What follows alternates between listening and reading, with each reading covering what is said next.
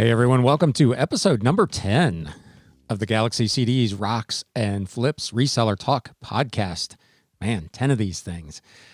In today's episode, we're going to have some viewer/listener comments and questions.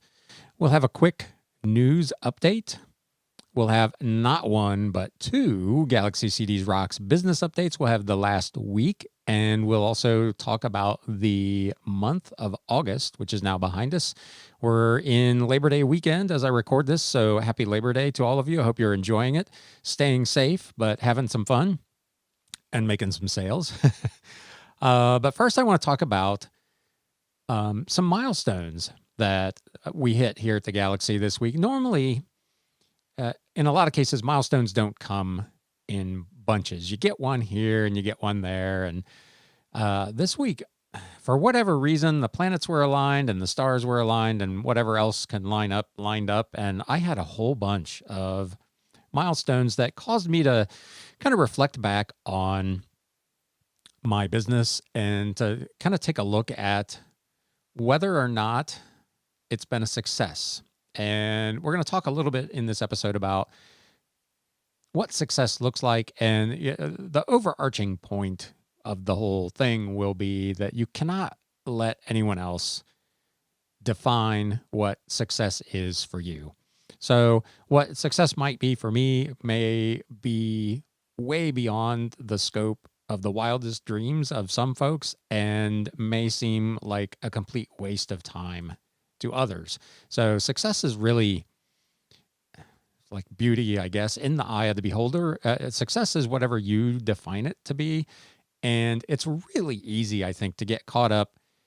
You're listening to podcasts and you're watching other YouTube videos and you see people who at least are fronting that they're having this massive success.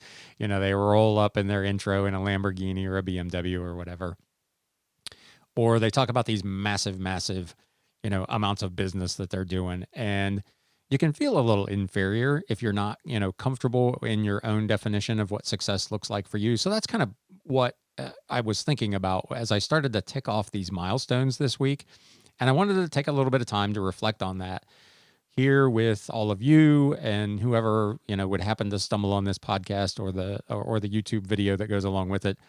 And just, kind of reaffirm for all of us that, your success can be different than my success than someone else's. There is no one definition for it, and only you can decide kind of what success is for you. And I'm going to kind of lay out these milestones and, take a look at whether or not I think I have been successful. And I get asked occasionally, in these business recaps that I do, I share my numbers and I get asked why I do that. And I do that to give you some sense of what success can look like for one person. And it doesn't have to be, there's this perception, there's some folks out there that, kind of feel like if you're only doing, $3,000, $5,000, $8,000 a month, that you're not successful for whatever reason in this game. And that you don't have anything to add or share or whatever. And I find that really disingenuous. It's, my definition of success, which we'll get into as I go through these, is, very different than someone whose vision of success is grossing $100,000 a month. We're not on the same planet. We're not after the same things. And neither one of those is right or wrong. They're just different. But it can be really easy to get caught up in the trap of the monetary measurement of success. So I share my numbers with you because they are maybe a little modest compared to some of the, humongous resellers who share things on YouTube. But hopefully, at least I convey a spirit of feeling like these numbers are pretty damn good, and they represent a successful venture for me. And the reason for that is because I have defined my own vision of success. So with that, I want to spend a little time. I just want to dive into these milestones. I say dive into it. I've been talking for like 5 minutes already. But the first one was this week was actually the 1 year anniversary of me giving notice at my last full-time employer and making the commitment to move into reselling full-time. And that was really a cause for some reflection for me to look back and say, what does this last year look like? Was it a success? And there were a lot of things that went into my decision to move into full-time. The big two really were, first, would I enjoy doing this full-time as opposed to how much I enjoyed it just doing it part-time for fun? And the second was, of course, the finances of it. Can I make a living? How would I define success or abject failure, as the case would be? And how would I know when I got there? So in the first one, I was pretty confident that this is something that I was going to enjoy. So part one of this was not a real difficult decision to make. The second part, I did some really pretty thorough investigation and some pretty hardcore looking at my finances.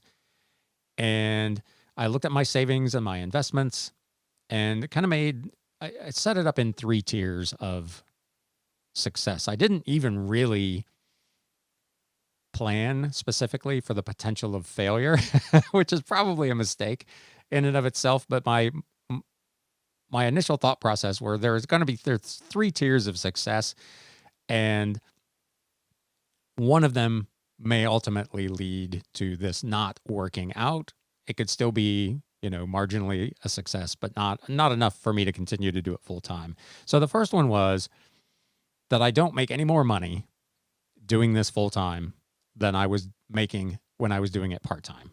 So I'm going to take my 10 or 15 hour commitment to this, and I'm going to replace it with the 40, 50, 60 hour commitment that I had on my quote unquote real traditional job,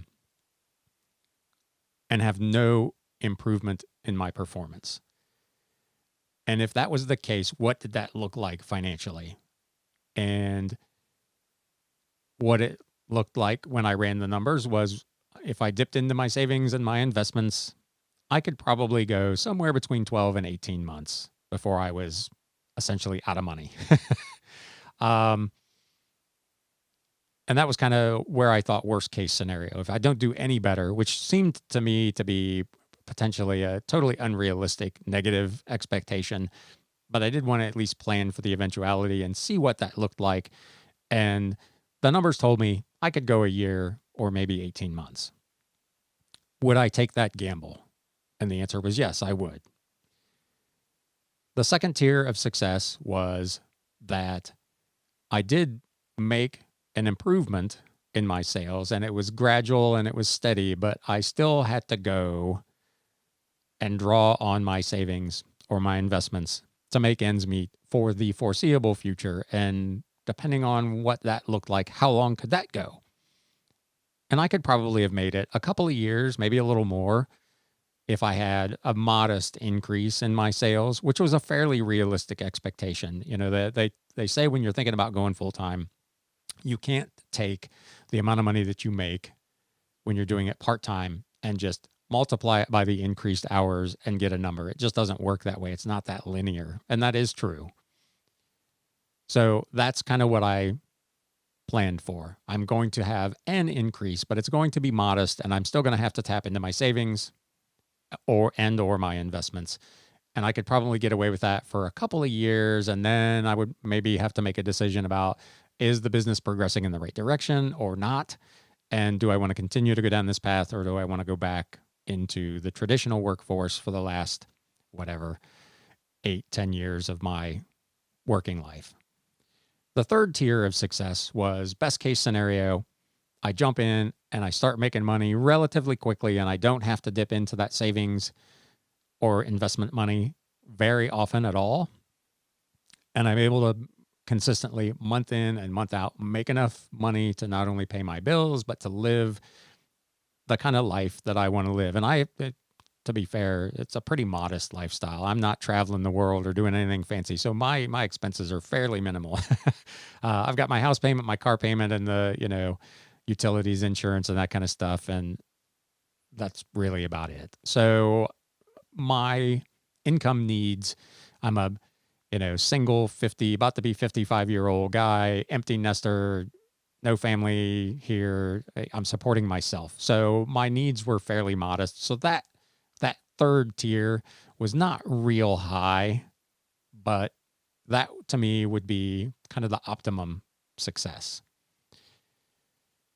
So I did some serious thinking about, where I thought those tiers would come out, and would my experience as a former small business owner, as a retail manager and all that, would I be able to move the needle enough to make this work, to go from the 10 or 15 hours a week to full-time and make the living? So here I am, not quite a year on. It's the 1-year anniversary of my commitment to this. It'll be the 1-month anniversary of actually doing it on October 1st, but close enough. And the answer to that A was yes, I still love doing this. I still enjoy the sourcing and, maybe the grind of 6 hours a day working on 8,000 CDs is not the most fun, but I can come down here with my coffee in the morning and I can fire up a podcast and I can work and I can do it at my own pace. And I don't have anybody standing over my shoulder other than my own desire to be successful. So from that standpoint, it was definitely a win. From the financial standpoint, it has frankly exceeded my wildest expectations. Now, I'm not getting rich by any stretch. And if you've been following along, you know what the numbers look like. But I have at no point from the very first month through now had to tap into my savings or my investments. In fact, as I sit here today recording this, I actually have more money in those accounts now than when I started this venture not quite a year ago. So from that viewpoint, those were my measurements of success. A, am I still going to enjoy it? And B, can I make enough money to not wipe myself out? And I have beaten both of those targets in spades. So while when I do these recaps and I talk about the numbers I'm making, there may be some who would look at that and say, those are not the numbers of a successful reseller. And my point to you is only I get to define what my success looks like, and only you should define what your success looks like. And by the targets and the goals that I set for myself for success, this has been a smashing success. So that's kind of the first of the many milestones, and probably the most important one, in terms of, having some kind of message for today's podcast. Again, the idea of holding only yourself accountable for your success and not worrying about what anybody else thinks is successful. They apply kind of to these other milestones as well, but not to the extent that they do for that one. The next set of milestones were on YouTube. I went round and round and round. I spent months deciding whether or not I actually wanted to do YouTube. And I finally did. And the idea of achieving a certain number of videos or achieving a certain number of subscribers seemed like a really, really daunting task. But as this week passed, I realized that I had just uploaded and published my 50 videos, which when I started this, if you'd have told me I'd have 50 videos published that people had actually watched, I would have considered that to be a success. So I've got that. And with a little help from my friends on Facebook, I crossed the 300 subscriber threshold this week, which again, when I was struggling along very early in the game with my OG 28 subscribers, I was stuck at 28 for what seemed like ever, telling me that I would be, by the end of summer, over 300. I would have taken that and called that a success. And here I am with that number. Still a long way to go. My goal with the YouTube and with the podcast is it would be nice to be able to monetize them, to make a little bit of a, side income, a second revenue stream to supplement my eBay store.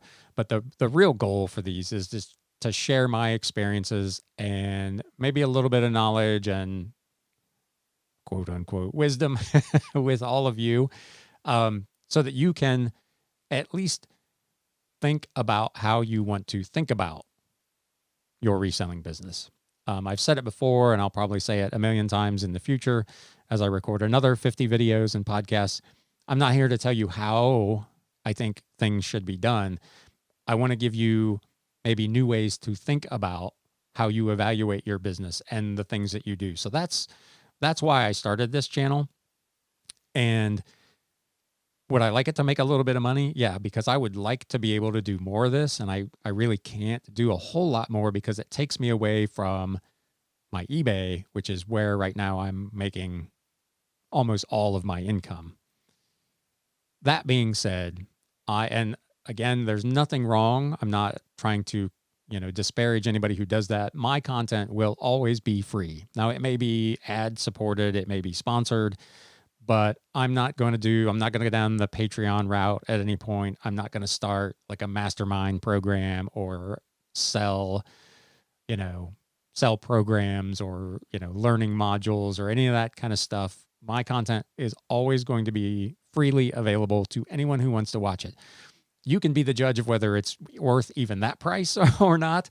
But I'm not gonna put anything behind a paywall at any point or do anything like that. It will make money organically through people who choose to support the channel, like my man Timmy P. Thank you so much for your support, as always.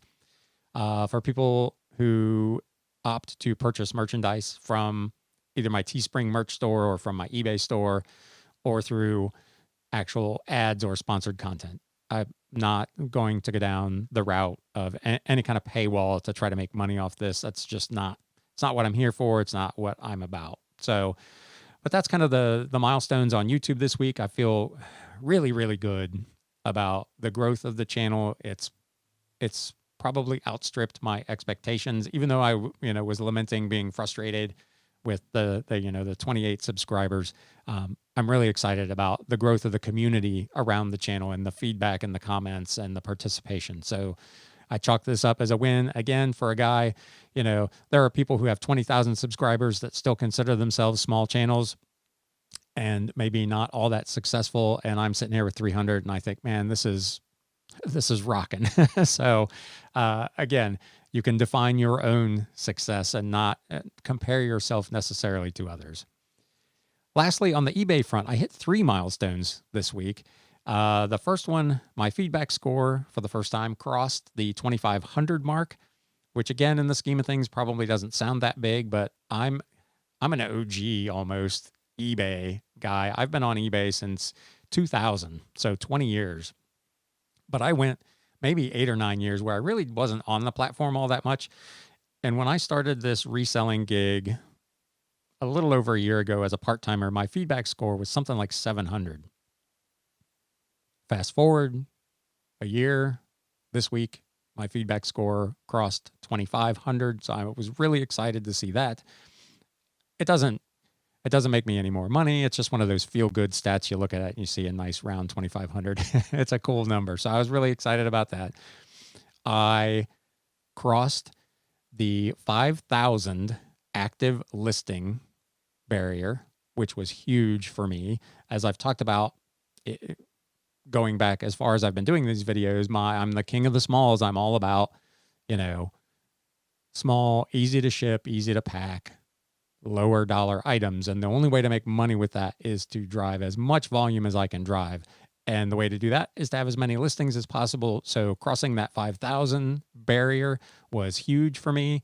I'm still not quite where I think I need to be. I mentioned either a week or 2 weeks ago that I think somewhere between 6,000 and 8,000 is probably the threshold that I need to get to make the kind of income I would like to make.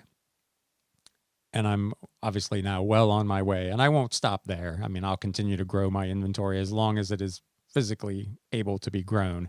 The last milestone was that those listings crossed over the $75,000 mark at eBay retail value. So if you go in and look at my listings, they're worth if everything sold for its asking price, over $75,000 as of this week, which is also very exciting because, again, to make the kind of income I make, I think my inventory needs to be probably hovering around 100 grand. So making great progress there. 75,000 was a great mark. Probably the real beauty of that, and this doesn't even count the inventory I still have in my garage. So with the 75,000 plus all of that, I've got, like I talked about earlier, there's probably still 65 or 7,500 CDs and 2,000 books out there, and the 5,000 plus listings. My total cash outlay for that is $3,048. So I have an incredible profit opportunity as I move forward with this business. So very excited. I consider all of those things to be success for me. Let me know in the comments if you're watching on YouTube, or reach out to me either on the message boards at galaxycdsrocks.com, or go to my anchor.fm/galaxycdsrocks page and leave me a voice message. Let me know how you define success. And have you gotten caught up in that trap of comparing yourself to others and feeling like your business is not as successful as it actually is because of that comparison? I'd be really anxious to hear from you. So please feel free to chime in one of those two ways and let me know what you think. With that, we're going to take a quick break and get a message in from my sponsor. Here's another question that I get from time to time on the YouTube video of these. When I take this break, there's no ad. I talk about this ad and there's no ad. Somebody asked me about that the other day. So my only sponsor right now, other than Timmy P, who's an individual contributor, is Anchor, who hosts my podcast. And they only pay to have their ad run on the podcast. If I put the ad in the YouTube video, I'm basically giving them free advertising. And while I'm here for you for free, I'm not here for them for free. So if they would like to appear in these YouTube videos, they need to arrange somehow to send me some money, and I will gladly record an ad and insert it into the video. But for now, I don't have any official sponsors for YouTube. I only have Anchor for the podcast. So if you're listening to the podcast, you're about to hear the Anchor ad. And if you're on YouTube, you're about to clip right over to the next segment of the video, which will be viewer questions and comments. We'll be right back.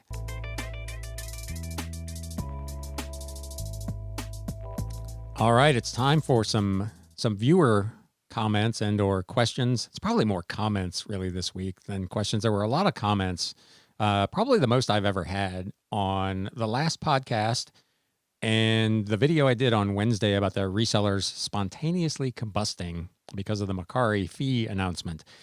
Brandon Arnett commented that sellers could just increase their prices by the 3% and 30 cents. And that was one of the options that I actually had suggested in that video. And that is true if you're not in a hyper-competitive market where making that markup might make you uncompetitive on price.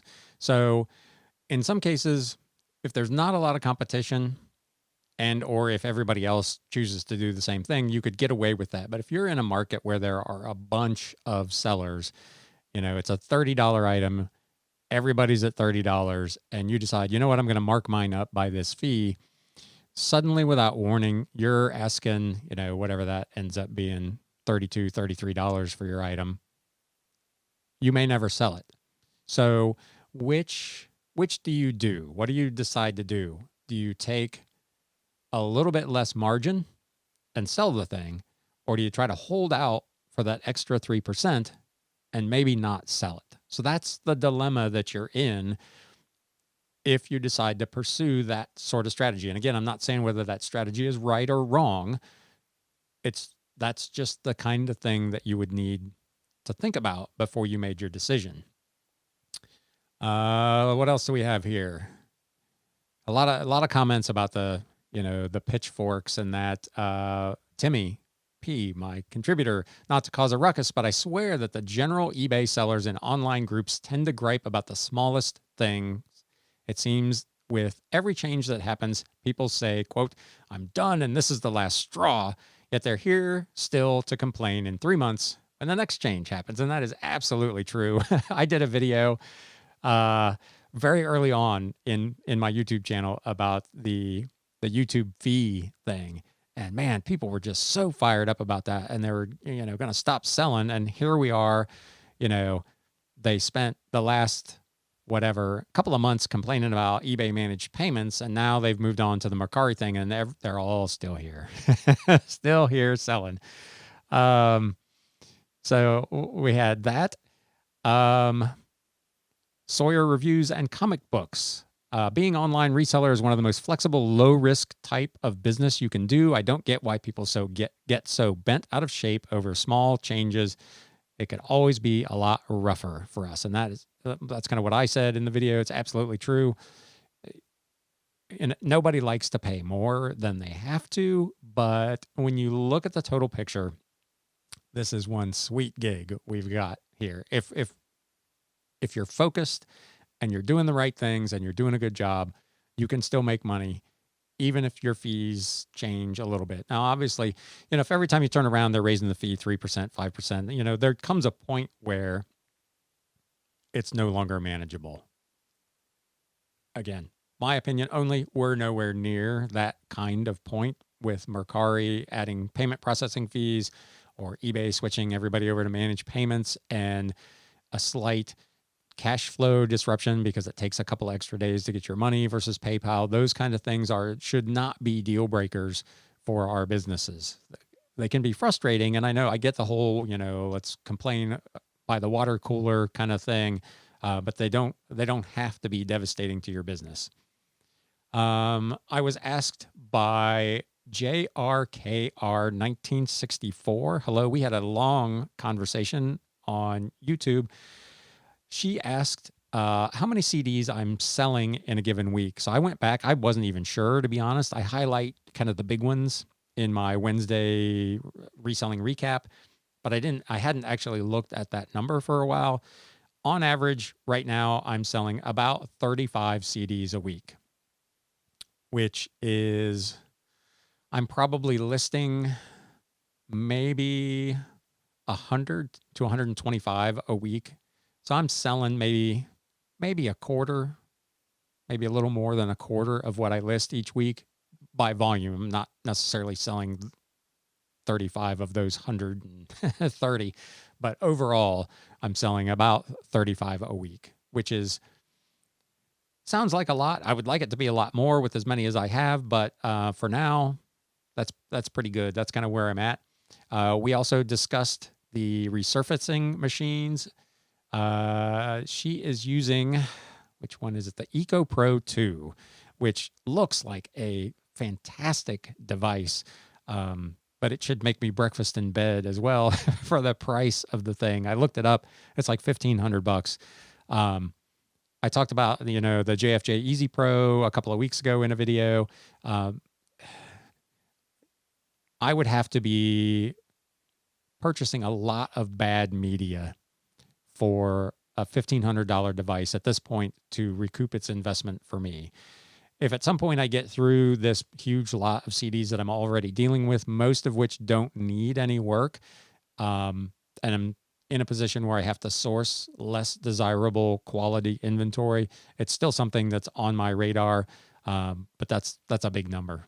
So she is very, very happy with hers. I think she made the case that it's probably paid for itself, so she's done very, very well with it. So if you're thinking about those devices, there's another case of someone who's swears by it.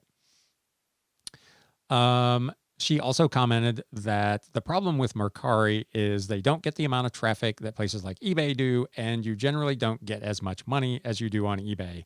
And that is absolutely, for me, the case. And it's why I currently, as I mentioned in that video, only have one listing on Mercari. I looked at the investment that I was making in time to create a duplicate listing on Mercari for an item I was listing on eBay.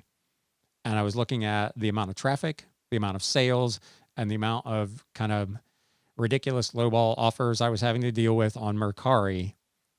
And my most valuable asset to me is my time. And for an equivalent amount of time, I can list a second item on eBay that has a higher likelihood of selling successfully and selling for a higher price than I was able to get for the same item on Mercari. So even though at that time the fees were less on Mercari, net, it was not for me in the evaluation of my business and the use of my time. It was not a good investment of time for me to do a duplicate listing on Mercari. So I essentially have all but abandoned the platform at this point. But for that reason, not because of this extra fee thing. It just didn't make sense to me. If you're using one of the listing tools, List Perfectly, or I think the other one might be Vindu, let me know. Chime in comments. What do you think of those programs? Are they helpful? Are they effective? Are they worth the investment that you have to make in them? I see a lot of differences of opinion on those where folks feel like it takes almost as long to create the one listing in that tool as it would to create two separate listings. And if that's the case, I don't know that it's probably worth messing with. So let me know if you're using one of those programs. Let me know your thoughts on it. Is it cost effective? Does it work? Does it do what it's supposed to do? I'd be really, really curious to hear how people do with that. Last week's podcast, I talked about the free shipping. P. Diddy T Tube, I think I got that right, says, my wife absolutely hates free shipping. So I don't really ever use it unless I have an item that is $50 plus and is media of some type. Other larger, heavier items, I always have shipping. Basically, if it goes priority, heavier items, it's very easy to lose money with free shipping, especially if it's going to California from Pennsylvania, which is kind of what I said, in the video or in the podcast rather last week. If you're shipping something clear across the country, it's can be really, really expensive. And it's probably the single biggest mistake that new sellers make is not understanding shipping costs and how it can drastically affect your margins in a negative way if you get it wrong. News updates. With that, let's talk about some news. eBay made an announcement this week on August 31st that they were protecting seller performance during carrier delays and that program has been extended now through September. My expectation is that this probably will get extended month after month after month for the foreseeable future with everything that's going on between the pandemic and the post office itself. I think these delays are going to continue.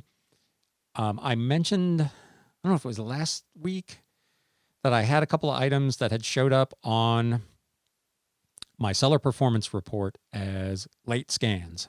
And I was disappointed with that.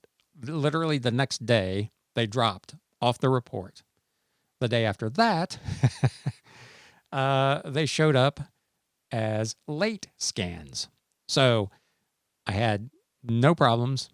I had two items that essentially went missing. They didn't get scanned. The one item went clear to California. So it was here in Hamilton. It did not get scanned. When I dropped it at the post office, it got its acceptance scan on the multi-item sheet. And it literally got all the way to the customer's local post office before it received another scan. So it went 6-7 days without a scan. So it was on my report as no scan. Then it dropped, which I was happy about. And then it showed back up as a late scan. Sad face. I was upset again because they said these things weren't going to affect us. And then a couple days later, it dropped off there as well. And it's noted on there as item removed. So they're taking a little while to get to these, but they are doing a good job. So I gave them some grief last week. I'll give them credit where credit is due. They're doing a good job of updating those as time goes. You just have to be a little patient, but they are seemingly protecting us if you give them the time to do so. Speaking of eBay and shipping, they are expanding their UPS integration. After publicly expressing frustration with the United States Postal Service, eBay has announced the expansion of its partnership with additional shipping options for the company's buyers and sellers. The key addition is the use of UPS as a preferred shipping method, or as eBay calls it, an integrated service. UPS will be added to eBay labels, which will be available both on the desktop and on the mobile. This new integration will add additional features for selling and shipping, including discounts of between 48 and 62%. That's a big number. That will be available automatically. It will also add 85,000 drop-off locations for eBay customers, including stores like Michael's and CVS. So this is a huge boost for sellers who are selling items that are a little bigger and a little heavier that really require priority shipping or ground shipping. I'm not sure how it's going to impact someone like myself who's selling a lot of under 1 pound media. I still don't think UPS, even with these new additions, is probably going to be competitive on, a 4-ounce CD that I can ship clear across the country for $280. But it's definitely something that I will be looking into going forward. So be aware of that as you're creating new listings. UPS is now a potentially a much more viable and competitive option on price for those bigger and heavier items. And lastly, I'm surprised they have time, given everything that's going on, to do this, but the United States Postal Service Partnership for Growth Award was presented to Poshmark.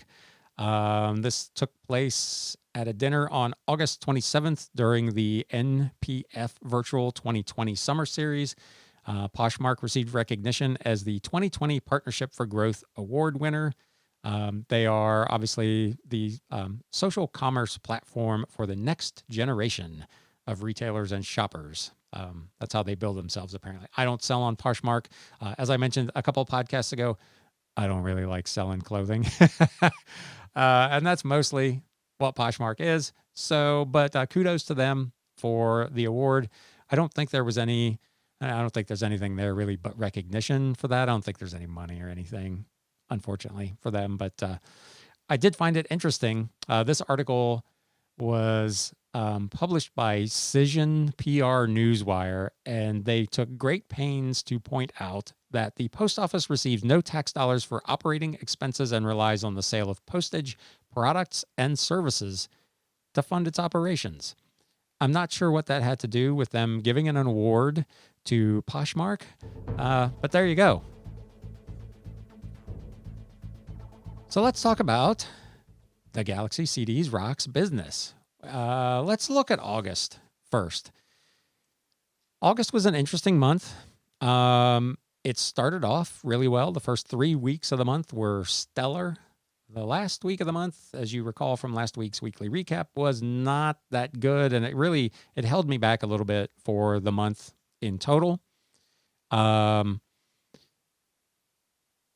was not as good as July, which I didn't expect it to be between back to school and everything else that's going on at the end of summer. I kind of figured it would be down, and it was, but it was still, it ended up being a fairly respectable month. Sales were $51.53 and 82 cents. Cost of goods sold was only $200.68, leaving me with a gross profit margin of 96.11%. I will take it. The total gross profit, the dollar amount was $49.53 and 14 cents. So fairly solid. The gross profit percentage was actually quite a bit higher in in August than it was in July. In July, it was only 92.7. So a big increase. The biggest part of that is the flow now of those 3.5 cent CDs working their way through the system as I continue to list and sell those. Those are obviously selling at just ridiculous profit margins. You sell a CD for $20 or $25 and you own it for less than 4 cents. That's an astronomical margin, and it has boosted the gross margin percentage substantially. Operating expenses for the month of August totaled $2,324.04.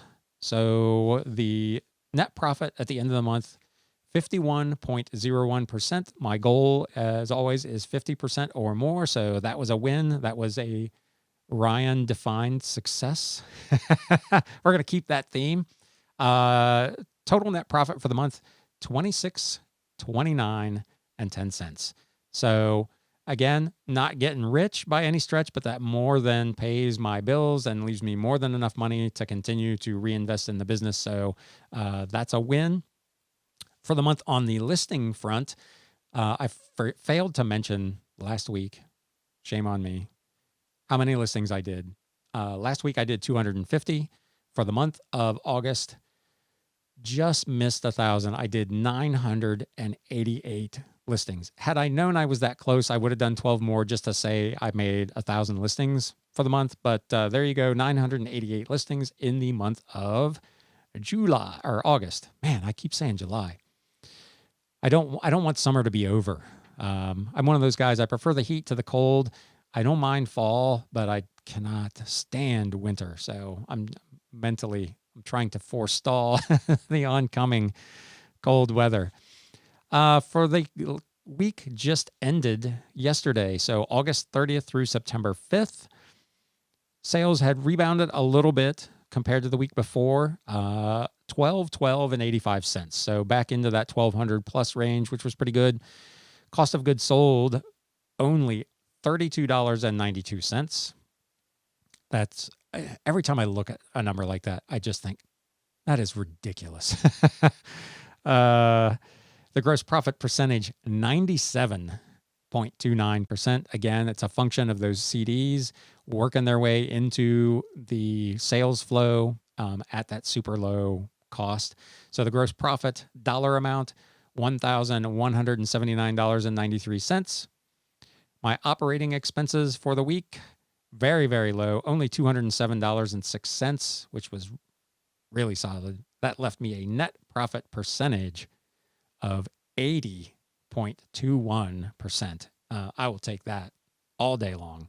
Net profit dollars, $972.87. So kind of back in that 900 plus range on the net profit scale, which is exciting. That's a really good number for me. Again, there may be resellers who look at that number and say, that's not enough. That's not success. Again, you define your success. And for me, that number is a win. Sourcing for the week, I went out on Friday. I really went out. I mentioned last week that I was going to an estate sale that I had been told there were going to be a lot of books at.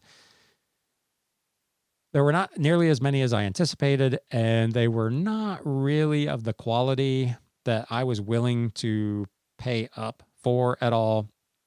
So I ultimately at that sale, I bought a grand total of one book. I paid $2 for one book that looks like it'll sell for $20.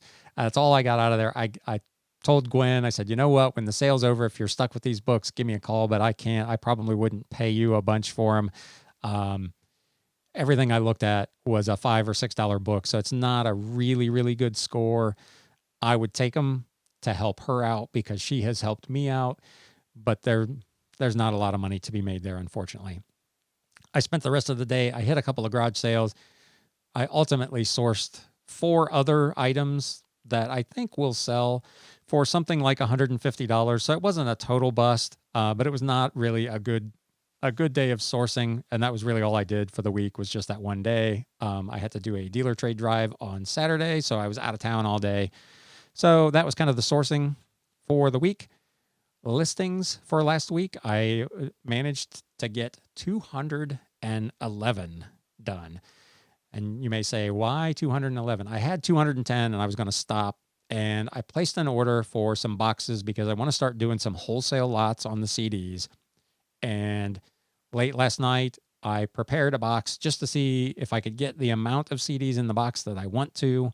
And I can. So be on the lookout for those. If you are in the market for some CDs, I will be doing lots of 30 used CDs.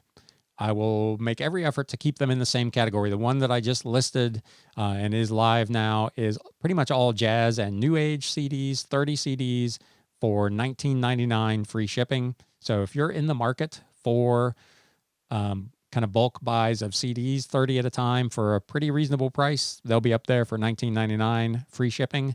They will ship media rate, obviously, but 30 CDs for that price is not bad if you're looking for some filler inventory. Most of them there'll be a mix of some new and some used in a lot of these lots. Values ranging anywhere from $4 to probably $10. As I've talked about, as I've worked through that lot, anything that looks like it's probably going to sell for less than $10, I'm probably going to just wholesale out of here because I just have so many. I don't have really the time to mess with those, but you may have time to invest in working with some of those. So if you are interested in those, watch my eBay store, Galaxy CDs Rocks. Those will start going up. I've got enough boxes to do, I think, 25 lots. So over the next week or so, those will be going up. And with that, I'm going to call it a day. As always, thank you for stopping by. You've been listening to the Galaxy CDs Rocks and Flips Reseller Talk Podcast, and we will see you next week.